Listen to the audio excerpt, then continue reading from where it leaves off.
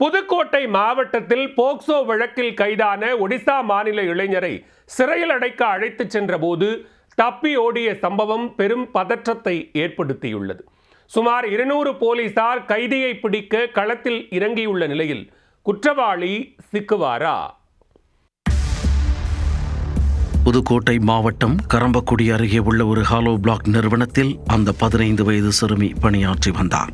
அதே நிறுவனத்தில் ஒடிசா மாநிலம் ராயகடா மாவட்டத்தைச் சேர்ந்த மகேந்திர கமாங்கா என்ற 23 வயது இளைஞரும் வேலை பார்த்து வந்துள்ளார்.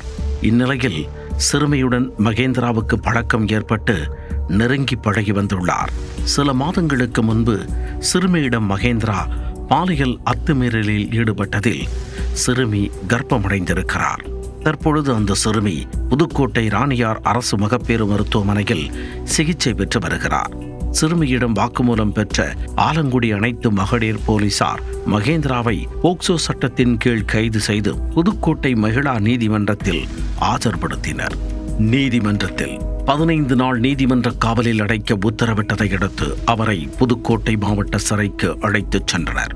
ஆலங்குடி அனைத்து மகளிர் காவல் நிலைய ஆய்வாளர் மணமல்லி தலைமையில் 2 பெண் காவலர்கள், ஒரு ஆண் காவலர் என 4 பேர் மகேந்திராவை அழைத்துக் கொண்டு ஜீப்பில் அழைத்துச் சென்றுள்ளனர்.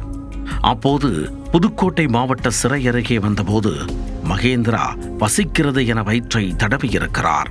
இதனால் எதிரே உள்ள உணவகத்திற்கு போலீசார் அவரை இரவு உணவு உண்ண அழைத்துச் சென்றுள்ளனர். சாவகாசமாக சாப்பிட்ட மகேந்திரா பெரிய ஏப்பம் ஒன்றை விட்டபடி கை கழுவும் இடத்திற்கு சென்றுள்ளார். ஏற்கனவே பயண கிடைப்பில் இருந்த போலீசார் லேசாக அசந்திருந்தனர். அதுதான் சமயம் என நினைத்த மகேந்திரா கண்ணிமைக்கும் நேரத்தில் ஹோட்டலுக்குள் இருந்து தாவி குதித்து தப்பியோடியிருக்கிறார். அதிர்ச்சியில் உறைந்து போன போலீசார் மகேந்திராவை துரத்தி கொண்டு சென்றனர்.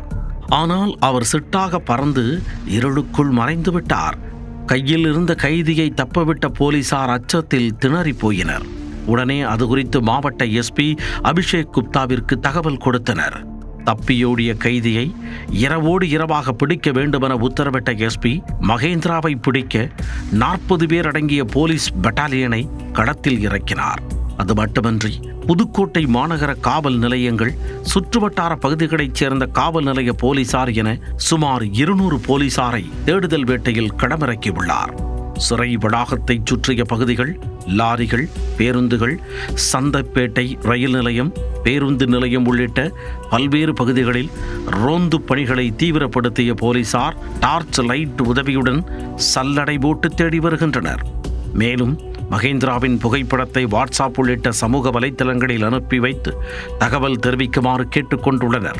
இதனிடையே மகேந்திராவை பிடிக்க ஆலங்குடி டிஎஸ்பி மனோகரன் தலைமையில் 4 தனிப்படைகளை அமைத்து மாவட்ட எஸ்பி அபிஷேக் குப்தா நடவடிக்கை எடுத்துள்ளார்.